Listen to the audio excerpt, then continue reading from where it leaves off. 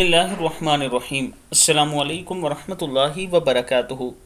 اگر آپ چاہتے ہیں کہ قیامت کے دن رسول اللہ صلی اللہ علیہ وآلہ وسلم کی شفاعت کے سب سے زیادہ مستحق ہوں تو لا الہ الا اللہ خلوص نیت کے ساتھ دل میں بار بار پڑھا کریں، اور اگر آپ چاہتے ہیں کہ ہر قسم کی تنگی دور ہو اور روزی میں سہولت ہو، برکت ہو، تو استغفر اللہ الذی لا الہ الا هو الحی القیوم واتوب الیہ کثرت سے پڑھا کریں، اور اگر آپ چاہتے ہیں کہ جنت کا زبردست خزانہ حاصل ہو، لا حول ولا قوت الا باللہ العلی العظیم بکثرت پڑھا کریں، اور اگر آپ چاہتے ہیں کہ صبح صادق سے لے کر چاشت تک کسی جگہ بیٹھ کر ذکر کرنے سے زیادہ ثواب حاصل ہو تو سبحان اللہ وبحمدہ عدد خلقہ ورضا نفسہ وزینت عرشہ ومداد کلماتہ 3 مرتبہ پڑھا کیجئے، اور اگر آپ چاہتے ہیں کہ وہ عمل کریں جو رسول اللہ صلی اللہ علیہ وآلہ وسلم کو ساری دنیا سے زیادہ محبوب ہے تو سبحان اللہ والحمد للہ ولا الہ الا اللہ واللہ اکبر کثرت سے پڑھا کریں،